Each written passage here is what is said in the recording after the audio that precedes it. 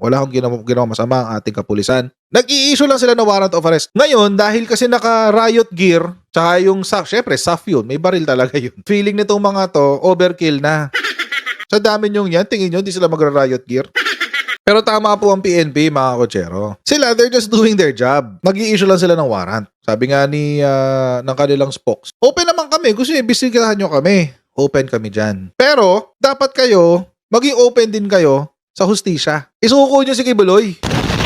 Lalo-lalo nandito sa pamilyang Duterte. Dahil kayo yung palagi nakakabit kay Kibuloy. May kaso eh. Hindi naman peke yung kaso. Hindi naman dinismiss ng korte yung kaso. In fact, may probable cause nga na nakita. Tapos magsasalita ang isang taong katulad ni Digong na isang abogado, magsasalita rin yung kanyang anak na isa ring abogado na meron dong overkill sa pagsuserve ng warrant. Eh bakit hindi nga kayo ang magdala kay Kibuloy sa pulis?